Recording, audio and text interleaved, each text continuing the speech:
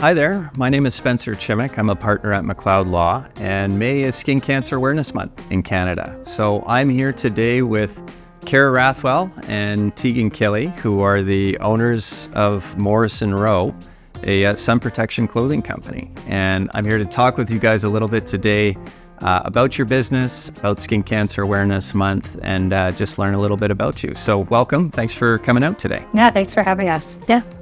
So my first question for you guys, what is Morrison Rowe? Tell me a little bit about your business. So Morrison Rowe is a Canadian clothing brand. We make casual, everyday, sun protective clothes for the whole family. We combine really comfortable fabrics with timeless designs. So our timeless styles, so you can kind of wear it everywhere, any day. Awesome. So stuff for mom, dad, kids, all those types of things. Yeah. And how long have you guys been in business together?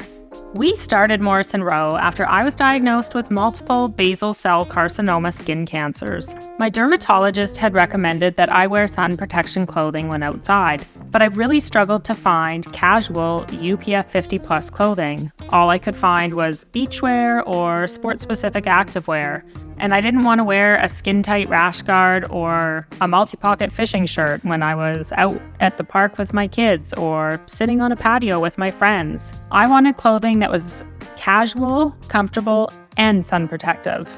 So the idea started in 2019, and we really started working on it in 2020, and we launched in June of 2021.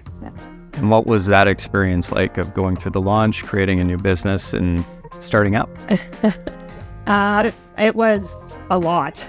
We, neither of us come from an entrepreneurial background or a fashion background, so we had a lot to learn. So we joined an accelerator program, Factory 45, just to kind of learn about the fashion industry and the sustainable fashion industry, and to kind of get the know so that we could contact fabric suppliers and designers and those types of things, because we really had no idea what we were doing. So yeah, launching was nerve-wracking. Yeah, and it was in the middle of the pandemic. Yeah. So we kind of started this like right before the pandemic hit, and we just decided to kind of roll with it. And yeah.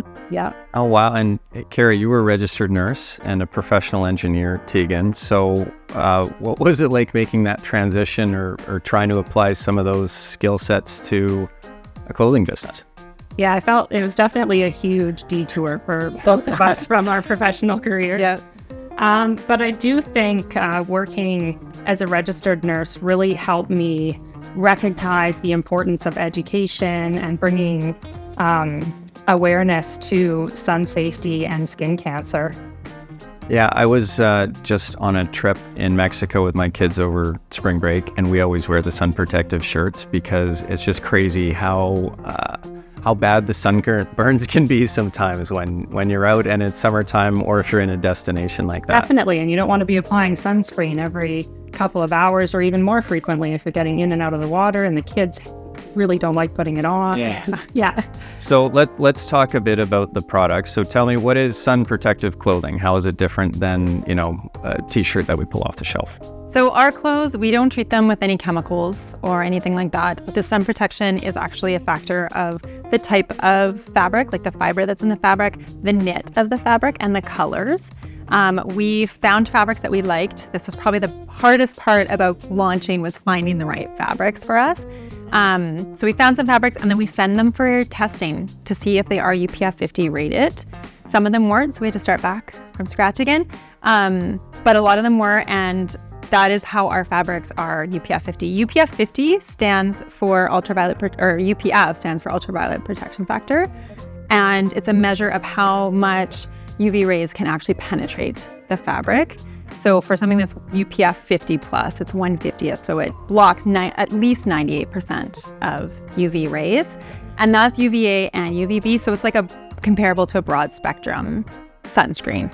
So is your industry or these types of labels regulated in Canada? Do you need to meet testing standards to be able to show or prove, your product works, right? Yeah, that's a good question. So there are industry standards that we do follow and adhere to, but they're really not well regulated or monitored in Canada. Yeah. So, we have seen labels out there where people are labeling their clothing as UPF 50, and we've ordered it to take a look at it, see what they're doing, but they don't have any testing standards labeled on there. They don't have the correct standard written on their tag to actually qualify as UPF 50 plus according to the standard. Right. So, but it is really not well monitored. Interesting. Now, where do you manufacture your products? Are these being built overseas or here in Canada? What does that look like? We manufacture in Canada, well, Vancouver specifically, and being Canadian made is really, really important to our brand. And why is that important to you guys? We really want to support the Canadian economy and keep everything as local as possible. And then we have more control over the quality of our products as well. We don't want to mass produce shirts overseas and then get them and they're all defective or they're not labeled correctly and have to throw them away or send them all back. But when it's in Vancouver, we can go out there and we can check on our clothes, right? And yeah, we just have way more control that way. Yeah, quality control, relationships that are close to home, that all makes sense to me. And there's definitely cost to manufacturing in Canada. But we do think there is a market for locally made, ethically made, and like a high quality product. So yeah. How do you make the design choices? Do the nurse and the engineer get together and decide what the shirts are going to look like? Or do you outsource that? What is that? We come up with the concepts. So things like we want our t-shirt to have a longer sleeve to cover more of the upper arm.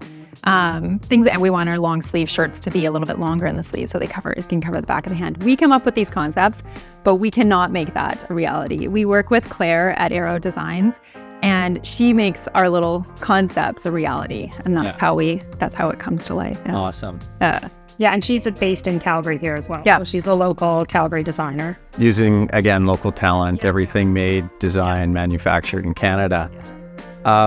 You're small business owners, but this is a big marketplace. What's it like competing against companies like Walmart or big brands who are selling this type of clothing or trying to sell this type of clothing, I assume, for a lesser price? Yeah, I think it's definitely challenging in terms of getting our name and our brand and the marketing out there. But I do think our product varies greatly from what you would find in those stores. Most of the UPF clothing that you're going to find in those big box stores is made from polyester, synthetic, cheap materials. Yeah. And they don't last very long. They're not very comfortable. They're really hot when you wear them. So we really wanted to step away from that and use natural fiber fabrics, things that you're really comfortable in, that feels like you're putting on your favorite t-shirt when you're heading out the door and not throwing on a rash guard to go to the park with your friends. Well, and maybe we should talk a bit more about sun protection. Everybody knows what a sunburn is and has probably had one or more.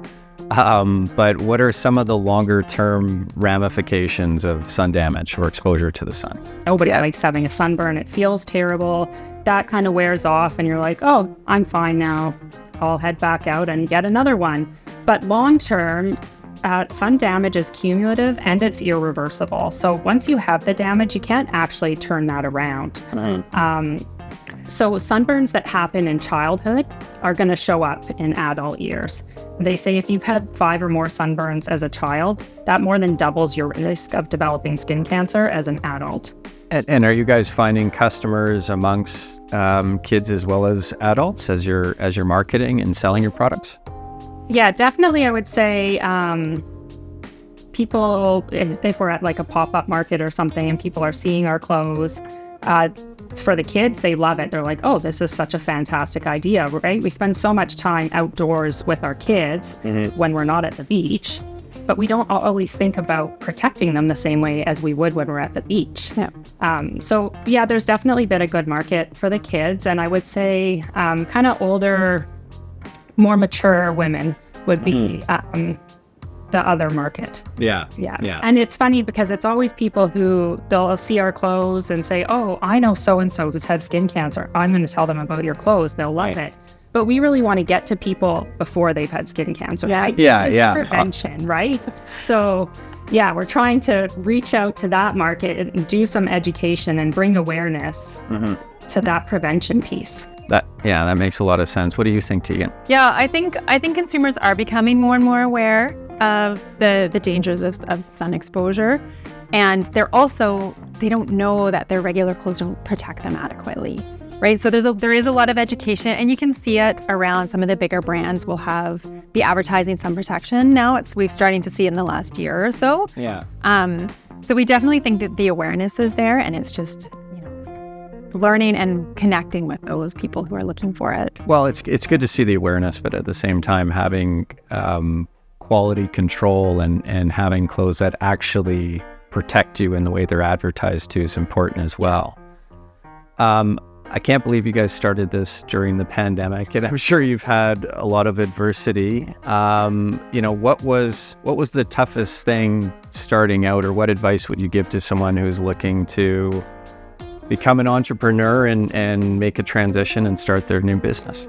I would say network. And it sounds so silly, but you've got to network. Reach out, put yourself out there, try talking to people, especially if it's a different industry. We've had really good experience with people will chat with us. They'll tell us what they've learned. That's been a really positive thing for us. It's tough to reach out when in the middle of a pandemic, but we managed. And I think the fashion industry is kind of an old school industry. And despite that, we've had some really good connection happen.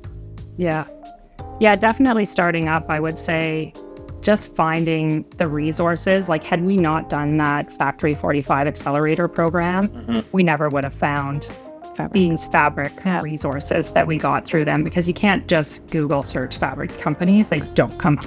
Yeah, I mean, I think those are excellent comments. I'm in the business of law. It's different than what you guys are doing, but the longer and longer I practice, the more I stay in business, the more I realize the importance of people.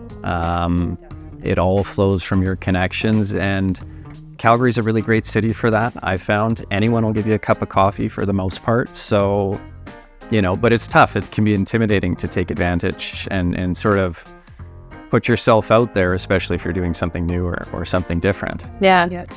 There's got to be a lot of positive things, and it's got to be very rewarding owning your own business as well. So tell me about some of the good stuff about being your own boss, having a great business. It's really awesome working with a friend. Yeah, that's been really rewarding.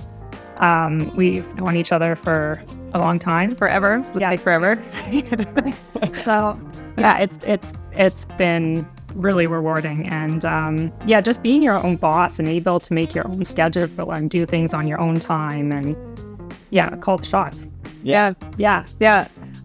have limited resources because we're both very busy outside of this, but it's so good to see an idea that we came up with to make it a reality has been a really cool experience. And it's really cool for our kids to see us doing this too, and ask lots of questions about the business and see mom's doing something different, right? And she's building something too. So the kids really love it. No, I think that's a really great point. And how cool would it, is it to see something like that and have that in the home and hear the conversations talking about business or how you're going to start things up or expand.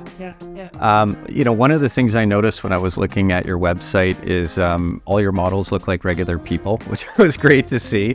How do you make those types of marketing choices or decisions about how you're going to expand awareness about sun protective clothing or expand awareness about your brand and what you guys are doing? So our clothes are for everyday, and so we wanted everyday people in our photos, in our marketing. And for everyone. And for everyone, We want everyone to be thinking about sun protection. And where do we buy your products? Is it mostly online? Do you have any in-store presence? So we are e-commerce. So you can buy our products on our website at morrisonrowe.com. And we are on social media, Instagram and Facebook. And then we do some local pop-up markets. Our next one is Little Modern Market, which is happening May 4th. And then we are getting into some retail out in Ontario in the Muskokas. Oh, that's very cool. And what are you excited about in terms of the business going forward? We're excited to connect with more people. We really believe that our clothes can have an impact on people's lives. And so that is honestly what drives us, is to keep keep expanding that customer base so more people can have the benefit of sun protective clothing. Yeah. Yeah. That makes sense. And I mean, we're getting close to the end of our time, but again, May is Skin Cancer Awareness Month. And, it's my understanding that skin cancer is on the rise in Canada. So is there any message that you want to deliver to anyone who's listening about the importance of sun protective clothing as we gear up for the summer months? Love the skin that you're in. Take care of it.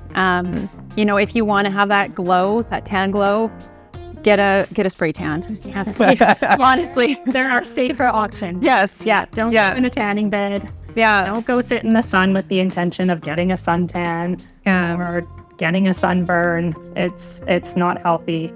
Yeah. Skin will thank you later if you take care of it now. Yeah. So yeah. And those regular skin checks. Yeah. Definitely. Yeah. If you notice something, a spot that's new, or if it's changing, make sure you go get it seen by a dermatologist. Yeah. Totally. Well, listen, thank you so much on my own behalf and on behalf of McLeod Law for coming out, telling us a bit about Morrison Rowe and what's coming up in the future. Yeah. Thank you, Spencer. And thank you, McLeod Law, for giving us this opportunity. It's been really great. Thank you so much. Absolutely. Yeah.